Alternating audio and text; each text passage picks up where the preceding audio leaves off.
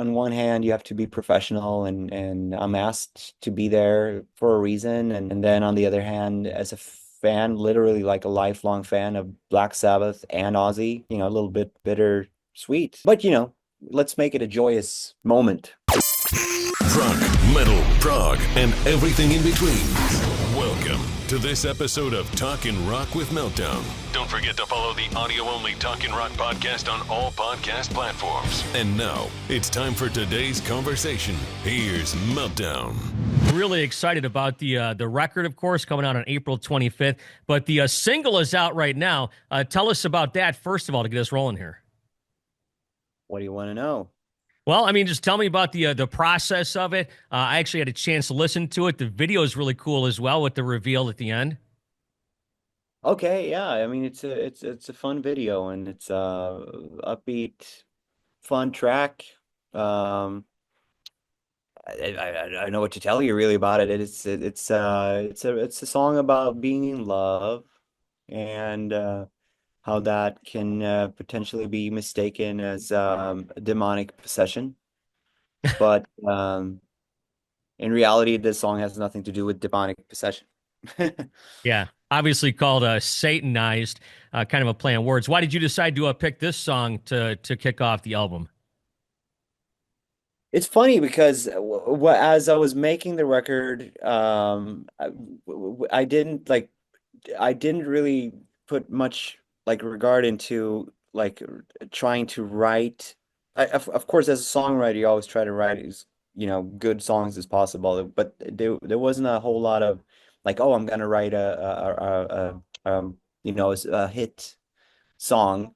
So I was more interested in sort of making a bunch of songs that was going to put cohesively into an understandable and entertaining album.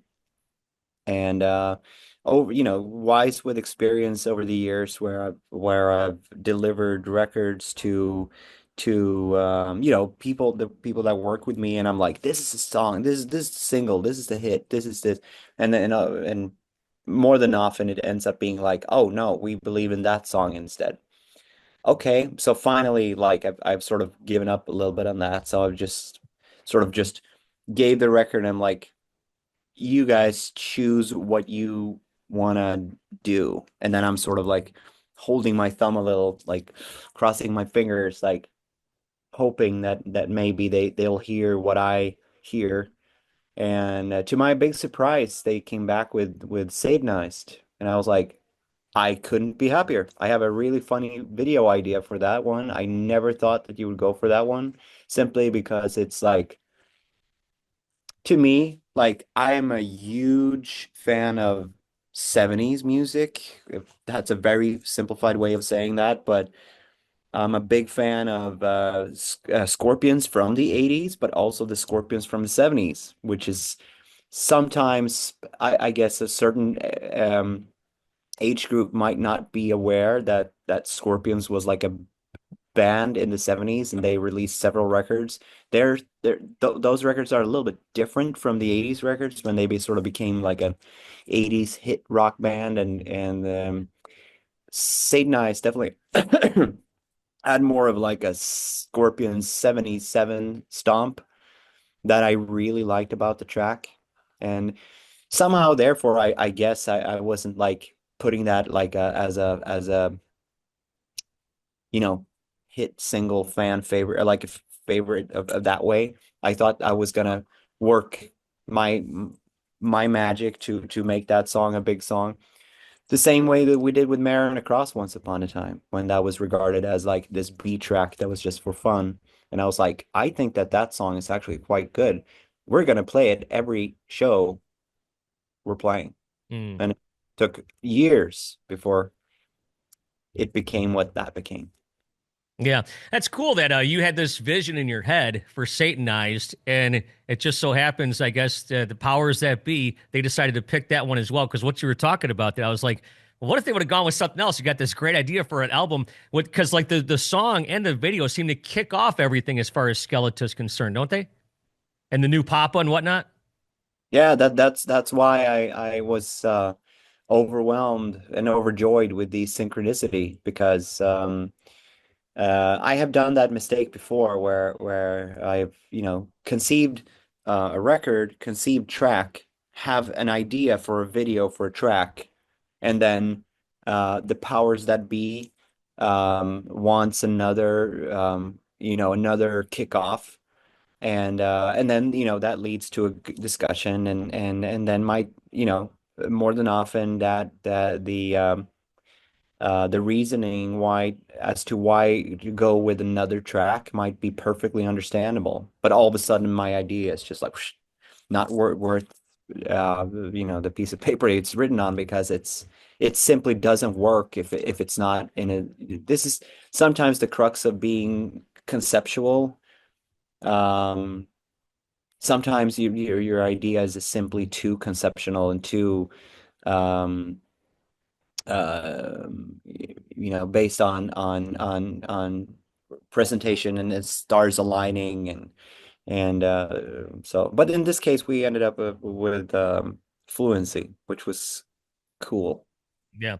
By the way, John Woolley Roth, you know, probably one Yeah, of your favorites. Yeah, right. From yeah.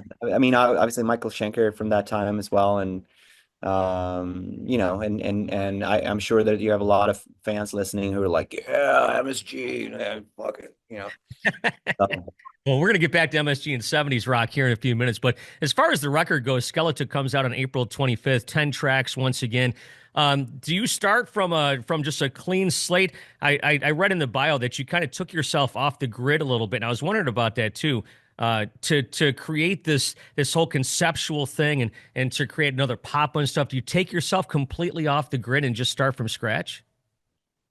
uh the off the grid thing that you're referring to, which being a media blackout, that is a misconstrued thing in the bio.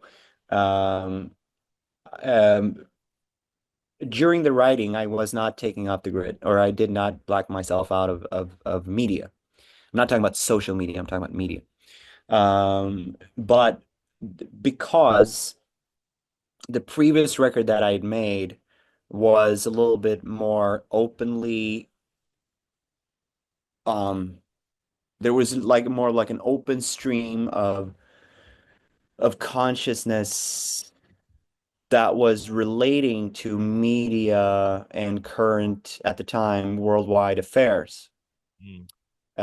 Hence the title, Impera, and there was a lot of subjects on the record that was very like pointing fingers and sort of focusing on external factors. And writing a new record, I felt already. I don't know when I decided this, but this was like halfway through the album cycle of Impera, maybe. I was just determined, like I don't want to make an Impera 2.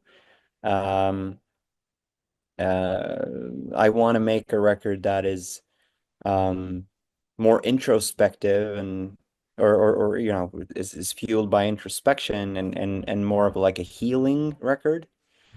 Um, Simply because I find that more inspiring, simply because I find that something more that I need. And by assumption, I think that is something people interested in what I have to say need. I think that that is something that is more needed in the world, and specifically in the world of Ghost. But the world of Ghost is inhabited by a lot of normal people. And I think that what we need now is not imperative. Gotcha. So Skeletá, it is April 25th. You just mentioned MSG, which of course you're talking about the Macaulay Schenker group, but you are playing MSG coming up here on this tour. Tell me about a kid growing up. I mean, that's gonna blow your mind that your band, your creation, is playing MSG this tour. Right. I actually didn't even think about that. Of course, MSG. Uh, yeah, I mean, I when I was a kid, and I still am, of course, not a kid, but I'm still a fan of the Rolling Stones. And one hugely important record for me when I was a kid was "Get Your Yeah Yeahs Out," which was is a live out album. It was came out in 1970. It was recorded in 1969. at Madison Square Garden. Um, and of course, there I know that the gardens are the garden is obviously synonymous with so many more rock events than that, but that was pretty much when the venue, that historic arena, really manifested itself as this monolith of making it. That's the place you want to play. One of those pinnacles of success. Um, and now finally we were close 10 10 12 years ago. We were we were booked to support, and we ended up supporting Avenged Sevenfold on a tour. And on one of the early drafts of the tour, MSG was on there.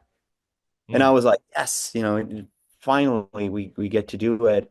And then somehow the tour got rerouted, and it didn't happen. And you know, the Gardens is one of those venues that, because of its location, um, there's this constant little cloud, at least in speech. People are just like, it's gonna be closed down, it's gonna be forced to move. There's gonna be like condos there. So there's always this little sort of nagging stress that, because shit happens. I mean, that happens all the time. Like I remember coming to Detroit first time and like, where's Cobo Hall? It's gone. What? I can't believe that it's fucking gone. We managed to play at Joe Louis Arena. So that was cool. But now that is gone, right? So it's like shit happens, and as a the conqueror in you who wants to achieve things that might not only be rock and roll history, but also like real estate. Hmm. You want to do, you want to have put your mark in these places. That is one of those like long list of things that is extra. The stress of achieving that is fueled by market value of real estate, basically. Well, speaking of rock and roll history, final question here for you. I mean, I'm about 10 years older than you, but growing up, like you said, you're a fan of 70s rock and whatnot, and you're playing this Black Sabbath show. I mean, talk about that. That to me is insane. To me too. I mean, to me as well. I mean, that is an enormous honor, tremendous honor, and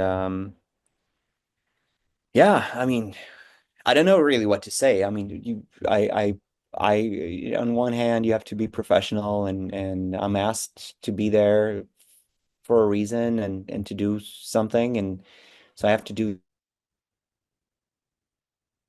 that.